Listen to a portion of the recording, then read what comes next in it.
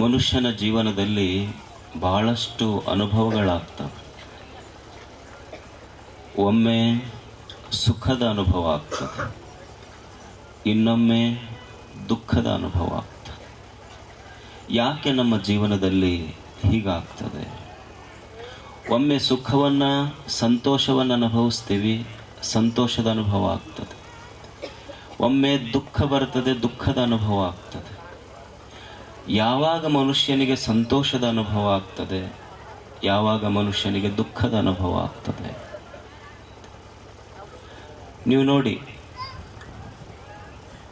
ನನ್ನ ಹೊಲ ಬೆಳೀತು, ಸಂತೋಷದ ಅನುಭವ ಆಗ್ತದೆ.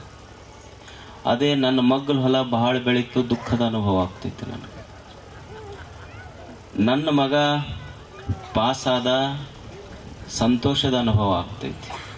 ನನ್ನ ಮನೆ ಮಗ್ಲಿದ್ದವ್ರ ಮಗ ಅದಕ್ಕಿಂತ ಜಾಸ್ತಿ ಮಾರ್ಕ್ಸ್ ತೊಗೊಂಡ ಅಂದ್ರೆ ನಮಗೆ ದುಃಖದ ಅನುಭವ ಆಗ್ತೈತಿ. ನಾವೊಂದು ಚಲೋ ಮನೆ ಕಟ್ಟಿಸಿದ್ವಿ, ಸಂತೋಷದ ಅನುಭವ ಆಗ್ತೈತಿ. ನಮ್ಮ ಮನೆ ಮಗ್ಲಿದ್ದವ್ರು 2 ಅಂತಸ್ತಿಂದ ಕಟ್ಟಿದ್ರು ಅಂದ್ರೆ ನಮಗೆ ದುಃಖದ ಅನುಭವ ಆಗ್ತೈತಿ. ಯಾಕೆ ಮನುಷ್ಯನಿಗೆ ಹೀಗೆ ಒಮ್ಮೆ ಸುಖದ ಅನುಭವ, ಒಮ್ಮೆ ದುಃಖದ ಅನುಭವ ಆಗ್ತೈತಲ್ಲ? ಯಾಕೆ ಆಗ್ತೈತಿ? ಈಗ ನಾವು ಹೋಟೆಲ್ಗೆ ಹೋಗ್ತೀವಿ. ಹೋಟೆಲ್ಗೆ ಹೋಗಿ ಹೋಟೆಲ್ನಾಗ ಏನು ಇರ್ತೈತೆ, ಅಲ್ಲಿ ಹೋದ ಕೂಡಲೇ ಒಬ್ಬ ಸೆಕ್ಯೂರಿಟಿ ಗಾರ್ಡ್ ಇರ್ತಾನೆ, ನಿಮಗೊಂದು ಸೆಲ್ಯೂಟ್ ಹೊಡಿತಾನೆ. ಒಳಗೆ ಹೋಗಿ ಕುರ್ಚಿ ಮೇಲೆ ಕೂಡ್ತೀರಿ. ಕುರ್ಚಿ ಮೇಲೆ ಕುಂತ ಕೂಡಲೇ ಒಂದು ಮೆನು ಅಂತ ಕೊಡ್ತಾರೆ ಅವ್ರು. AC ಇರ್ತೈತಿ, ದೊಡ್ಡ ಮೆನು ಕೊಡ್ತಾರೆ. ನಿಮಗೇನು ಬೇಕು ಬೇಡಾದದ್ದೆಲ್ಲ ಅಲ್ಲಿ ಸಿಗ್ತೈತಿ. ಉಣ್ತೀರಲ್ಲಿ. ಮನೆಗೆ ಬರ್ತೀರಿ. ಮನೆಗೆ ಬಂದ ಮೇಲೆ ಏನು ಡೈನಿಂಗ್ ಟೇಬಲ್ ಇಲ್ಲ, ನಿಮಗೇನು ಯಾರೂ ಸಲ್ಯೂಟ್ ಹೊಡೆಯವ್ರು ಇಲ್ಲ. ಅಲ್ಲಿ ಬಂದ ಕೂಡಲೇ ಅವ್ವ 1-2 ಬಿಸಿ ರೊಟ್ಟಿ, ಒಂದಿಷ್ಟು ಪುಂಡಿ ಪಲ್ಯ ಹಚ್ಚಿ ಕೊಡ್ತಾಳೆ. ಉಂಡಾಗೂ ಒಂದು ಅನುಭವ ಆಗ್ತೈತಿ, ಹೋಟೆಲ್ನಾಗ ಉಂಡಾಗ ಒಂದು ಅನುಭವ ಆಗ್ತೈತಿ. ಮನ್ಯಾಗ ತಾಯಿ ಪುಂಡಿ ಪಲ್ಯ ರೊಟ್ಟಿ ಕೊಟ್ಟಾಗ ಒಂದು ಅನುಭವ ಆಗ್ತೈತಲ್ಲ. ಆದ್ರೆ ಹೋಟೆಲ್ನಾಗೆಲ್ಲ ರೊಕ್ಕ ಕೊಟ್ಟು ಉಂಡಿವಿ, ಅದ್ರ ರುಚಿ ಹತ್ತಿಲ್ಲ. ಆದ್ರೆ ತಾಯಿ ಕೊಟ್ಟ 2 ಪುಂಡಿ ಪಲ್ಯ ರೊಟ್ಟಿ ಹೋಟೆಲನ್ನು ಊಟದಕ್ಕಿಂತ ರುಚಿ ಆತಲ್ಲ. ಯಾಕೆ? ಹೋಟೆಲ್ನಾಗ ಉಂಡಾಗ ಒಂದು ಅನುಭವ ಬೇರೆನೆ, ತಾಯಿ ಕೈಯಾಗಿನ ರೊಟ್ಟಿ ಉಂಡಾಗ ಒಂದು ಅನುಭವ ಬೇರೆನೆ. ಅಲ್ಲಿ ಅನುಭವ ಇಲ್ಲಿ ಆಗ್ಲಿಲ್ಲಲ್ಲ. ಹೋಟೆಲ್ದಾಗ ಇದಕ್ಕಿಂತ ಚಲೋ ಅಡಿಗೆ ಗುಲಾಬ್ ಜಾಮೂನ್ ತಿಂದೀವಿ, ಇಲ್ಲೇನು ಬರೀ ಕಟ್ಟಿ ರೊಟ್ಟಿ ಪುಂಡಿ ಪಲ್ಯ. ಆದ್ರೂ ಇದು ಸಂತೋಷ ಕೊಟ್ಟಿತು. ತಾಯಿ ಕೈಯಾನ ಅಡ್ಗೆ ಉಂಡ ಸಂತೋಷ ಹೋಟೆಲ್ದಾಗ ಆಗ್ಲಿಲ್ಲಲ್ಲ. ಯಾಕಂದ್ರೆ ಹೋಟೆಲ್ದವನು ಉಣಸ್ಯಾನ, ತಾಯಿನೂ ಉಣಸ್ಯಾಳ. ಹೋಟೆಲ್ದವನ ಕಣ್ಣೆಲ್ಲಿತ್ತು ಅಂದ್ರೆ ನಿನ್ನ ಪಾಕೆಟ್ ಮ್ಯಾಲಿತ್ತು, ರೊಕ್ಕದವ ಇಲ್ಲ ಇವನ ಪಾಕೆಟ್ನಾಗ. ಹೋಟೆಲ್ದವನ ಕಣ್ಣ ನಿನ್ನ ಪಾಕೆಟ್ ಮ್ಯಾಲಿತ್ತು, ತಾಯಿ ಕಣ್ಣ ನನ್ನ ಮಗ ಉಂಡು ದೊಡ್ಡವಾಗ್ಲಿ ಅನ್ನೋದಕ್ಕಿತ್ತು. ಪ್ರೇಮ್ ಇತ್ತಲ್ಲ, ಅದಕ್ಕೆ ರುಚಿ ಆಗಿತ್ತು. ಯಾವಾಗ ಸುಖ ಸಂತೋಷದ ಅನುಭವ ಆಗ್ತೈತಿ, ಯಾವಾಗ ದುಃಖದ ಅನುಭವ ಆಗ್ತೈತಿ ಅಂದ್ರೆ ಯಾವಾಗ ಎದೆಯೊಳಗ ಪ್ರೇಮ ಇರ್ತೈತಿ, ಯಾವಾಗ ಜೀವನದೊಳಗ ಸಂತೋಷ ಬರ್ತೈತಿ, ಯಾವಾಗ ದ್ವೇಷ ತುಂಬತೈತಿ, ಆವಾಗ ದುಃಖ ಆಗ್ತೈತಿ. ಇದು ಸೂತ್ರ ಜೀವನದ್ದು. ಮನುಷ್ಯ ಜೀವನದ ತುಂಬಾ ಇದನ್ನೇ ಕಲ್ಕೊಂತ ಹೋಗೋದು. ಯಾವಾಗ ನಮ್ಮ ಜೀವನದಲ್ಲಿ ಸಂತು, ಅವಾಗ ಸಂತೋಷದ ಅನುಭವ ಆಗ್ತೈತಿ. ಯಾವಾಗ ನಮ್ಮ ಎದೆಯೊಳಗ ದ್ವೇಷ ತುಂಬಿತು, ಆಗ ದುಃಖದ ಅನುಭವ ಆಗ್ತದೆ.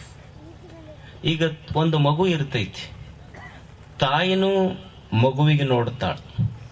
ಮಲತಾಯಿ ಬಂದಿರ್ತಾಳ, ಮಲತಾಯಿನೂ ನೋಡ್ತಾಳ. ತಾಯಿ ನೋಡಿದ ಅನುಭವನ ಬೇರೆ, ಮಲತಾಯಿ ನೋಡಿದ ಅನುಭವನ ಬೇರೆ.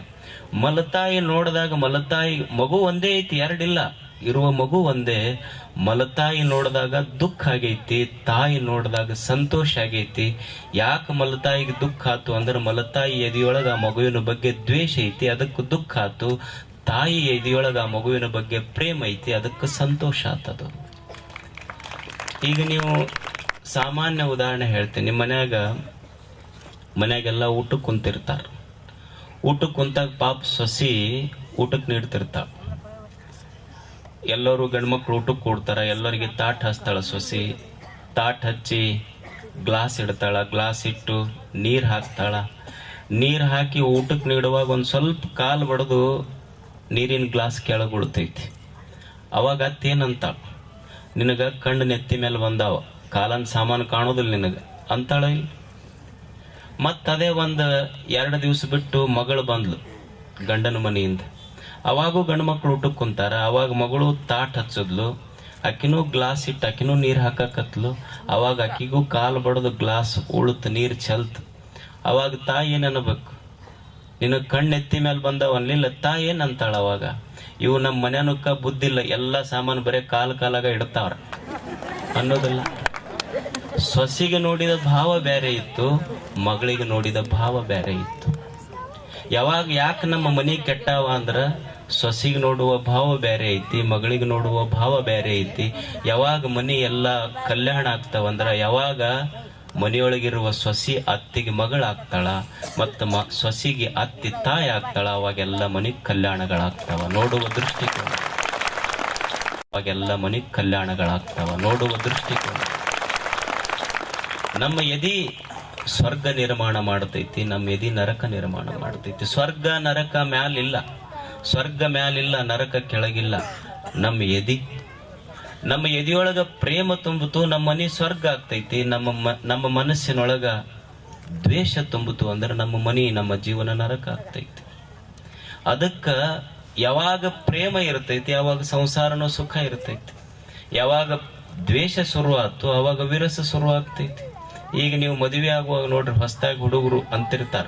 ಏನಂತಿರ್ತಾರೆ? ಈಗ ಮದುವೆ ಆದ್ರೆ ಇಕ್ಕಿಗೆ ಆಗೋದು ನಾನು, ಈಕಿನ ಬಿಟ್ರೆ ನಾನು ಆಗೋದ ಇಲ್ಲ ಅಂತಿರ್ತಾರ ಹುಡುಗರು. ನಿನ್ನ ಬಿಟ್ರೆ ನಾ ಇರಕ ಸಾಧ್ಯ ಇಲ್ಲ. ಯಾವಾಗಿದು? ಮದುವೆಕಿನ್ನ ಮುಂಚೆ. ಅವಾಗ ಬಹಳ ಪ್ರೇಮ ಇರ್ತೈತಿ. ಮದುವೆ ಆಗೋದಕ್ಕಿಂತ ಮುಂಚೆ ಏನಂತಾರ? ನಿನ್ನ ಬಿಟ್ರೆ ನನಗೆ ಇರಕ್ ಆಗೋದಿಲ್ಲ.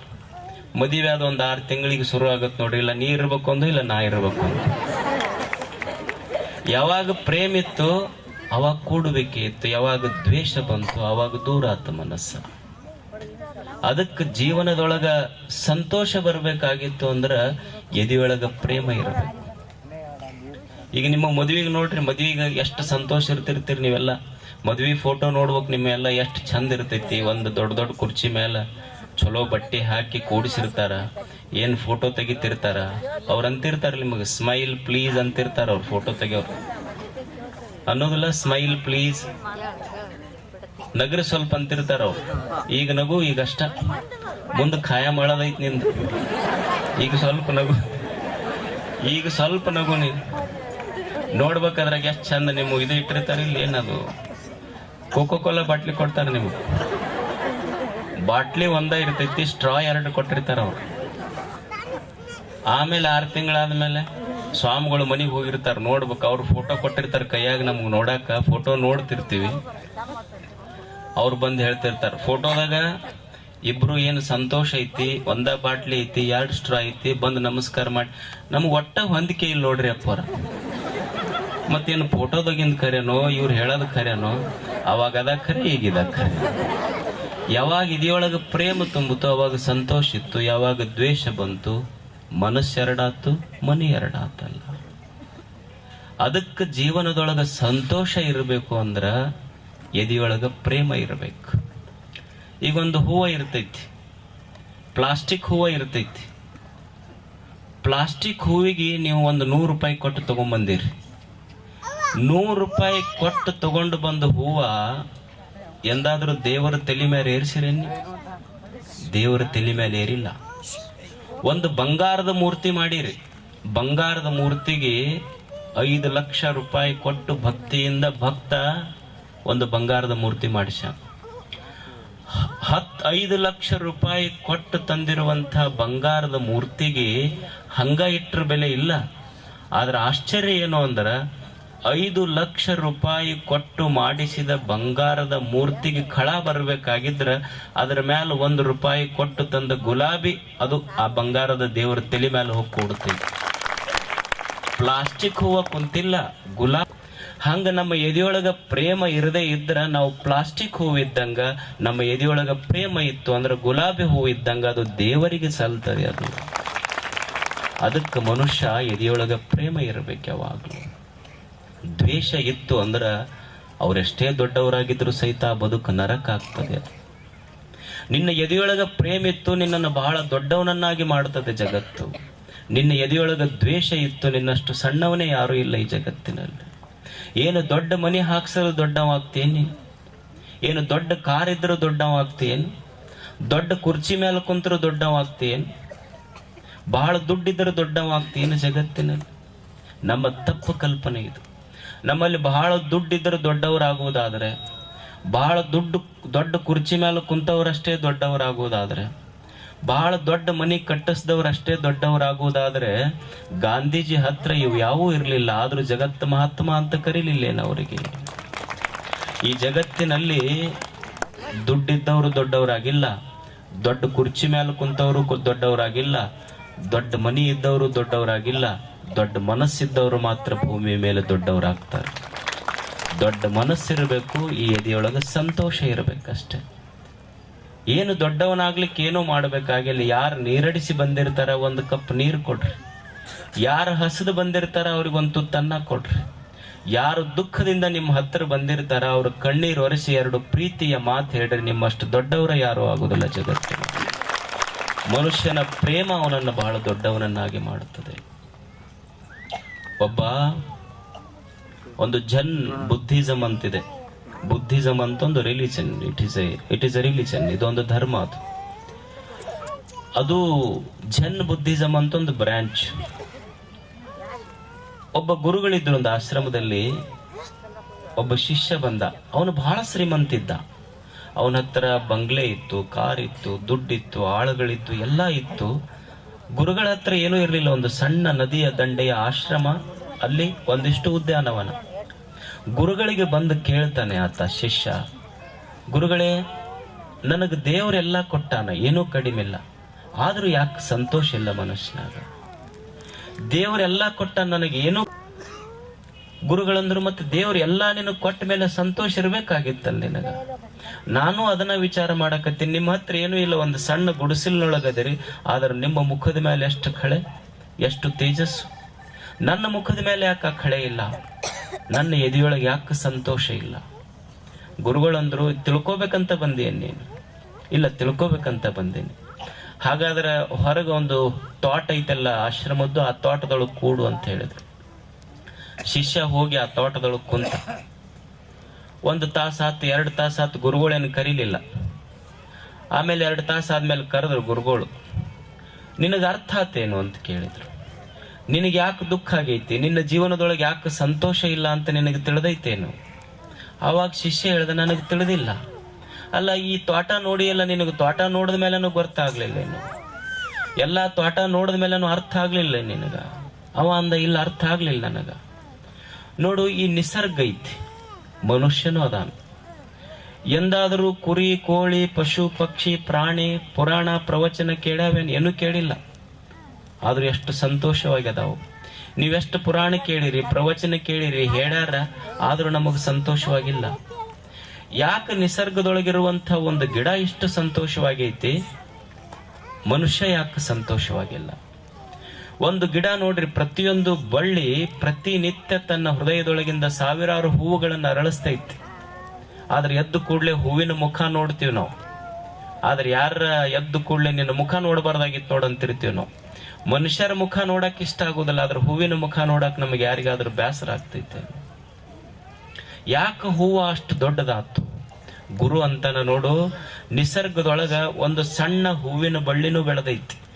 ಯಾಕೆ ನಿಸರ್ಗ ಸಂತೋಷವಾಗೈತಿ, ಮನುಷ್ಯ ದುಃಖಿ ಯಾಕದಾನಂದ್ರ, ಒಂದು ಸಲ ನಿಸರ್ಗ ನೋಡು, ಒಂದು ಸಣ್ಣ ಹೂವಿನ ಗಿಡನೂ ಬೆಳೆದೈತಿ. ಎಷ್ಟೈತಿ? 3 ಫೀಟ್ ಐತಿ. ಅದ್ರ ಮಗ್ಗಲು ಒಂದು ತೆಂಗಿನ ಗಿಡನೂ ಬೆಳೆದೈತಿ, 50 ಫೀಟ್ ಬೆಳೆದೈತಿ. ತೆಂಗಿನ ಗಿಡ ಅದರ ಪಾಡಿಗೆ ಅದು ಬೆಳೆದೈತಿ, ಹೂವಿನ ಗಿಡ ಅದ್ರ ಪಾಡಿಗೆ ಅದು ಬೆಳೆದೈತಿ. ಯಾಕೆ